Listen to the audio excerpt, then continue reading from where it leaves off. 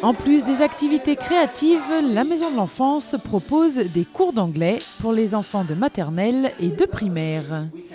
Une initiation intéressante et enrichissante, orchestrée par Marc Furlan, petit nouveau, qui prend son rôle à cœur et compte donner le meilleur de lui-même pour apprendre à ces jeunes les bases d'une langue étrangère. Pour cela, il utilise la méthode Pop English. La méthode Pop English, c'est avant tout une méthode audiovisuelle, c'est-à-dire qu'on va utiliser des chansons qui vont être illustrées en dessin animé. Ces dessins animés et ces chansons, on va les chanter tous ensemble avec les enfants. Et chaque notion grammaticale ou chaque mot, chaque terme de vocabulaire va être illustré donc, en dessin animé. Et en plus, on va ajouter à ça un geste. Par exemple, si on veut dire un éléphant, en anglais, ce sera an elephant. Mais on ne se contentera pas de dire ça, on fera an elephant. Vous voyez, on va mimer en même temps. Ça permet d'activer la mémoire auditive, la mémoire visuelle. Et en ajoutant le geste, ça permet de réactiver le mot de vocabulaire si jamais les enfants l'ont oublié. The shopping bag, a phone and an umbrella, a phone and an umbrella.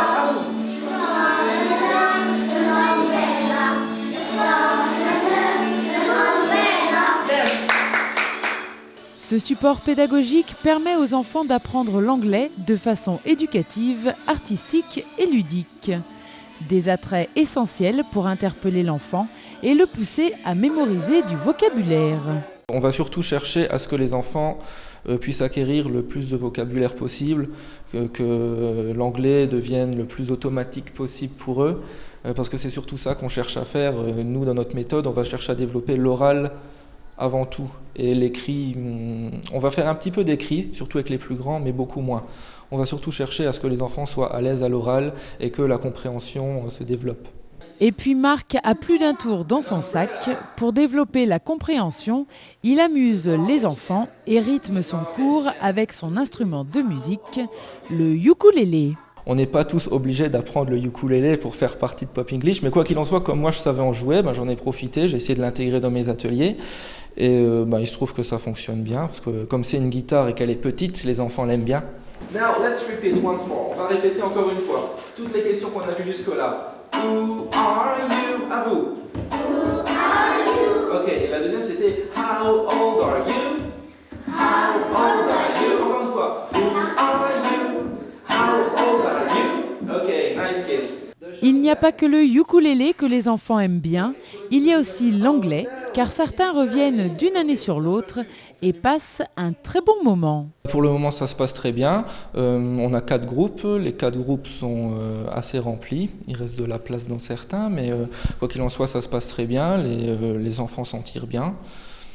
Pour les plus grands, on voit qu'il y a déjà eu des années d'anglais qui ont été effectuées. Des années d'anglais effectuées ou pas, vous pouvez vous inscrire à cet atelier. Tous les cours ne sont pas complets et Marc attend avec impatience votre venue. Et si des fois vous n'êtes toujours pas convaincu, écoutez plutôt. Je pense que les enfants s'amusent bien, et s'ils s'amusent bien et qu'en plus ils apprennent des choses, je ne vois pas pourquoi ils ne viendraient pas. D'autant plus que l'anglais maintenant c'est la langue internationale, donc il n'est jamais trop tôt pour commencer. On enchaîne avec du polonais. Bo dzisiaj są malutkie dzieciaki pełno są i cyrkiet, nie? Dzisiaj. A będziemy pomalutku zapomnieć to wszystko, no tak? Pomalutku, raz, dwa, trzy i będzie dobrze. Et en français, ça donne quoi? En français, c'est que tous les enfants qui sont ici ont besoin de règles précises pour ne pas perdre de l'énergie.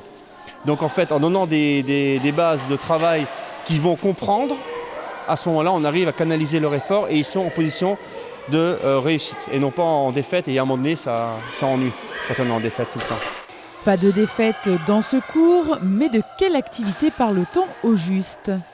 Il s'agit en fait de l'atelier cirque proposé par James. Et cet atelier remporte toujours autant de succès d'une année sur l'autre, puisque les 2 séances proposées sont complètes. Il y a 21 enfants, 21 ou 22 par atelier, et donc c'est largement suffisant parce qu'il faut qu'on ait le temps de parler à tout le monde, on ait le temps d'aller voir tout le monde, il faut qu'on ait le temps aussi de comprendre tout le monde. Et si je commence à avoir une grande quantité d'enfants, je ne ferai rien de bon. Donc je préfère travailler sur une petite quantité, je suis aidé par Yves Gilquin, mon bras gauche et mon bras droit. Et puis avec lui, on arrive à monter tout ça et à faire en sorte que chaque enfant arrive sur piste le jour de la représentation avec l'envie de faire et sans le bretzel dans le ventre, si ce n'est que celui de présenter devant ses parents. Donc on travaille ça, pas dans un but de réussir son numéro, mais de pouvoir faire quelque chose de ses mains avec l'objet qu'on a choisi. Ça, c'est le but du jeu. Et c'est pas la même chose. Et pour que les enfants réussissent, James prend le temps de les observer pour mieux les conseiller. Chacun a son objet, donc chacun sait ce qu'il a à faire. Et moi, je viens pour développer l'acquis et ce qu'il a de plus que les autres. Parce que chaque enfant a un truc de plus que les autres. Donc j'exploite ça, je le fais ressortir et je le laisse grandir avec ça. Et puis à ce moment-là, on arrive en fin d'année et puis il arrive à présenter un numéro, mais avec envie et pas par contrainte. Et l'envie est primordiale. Il faut que ce soit l'enfant qui a envie de venir et non pas les parents qui ont envie de se faire plaisir. Parce que bien souvent, c'est ce qui se passe.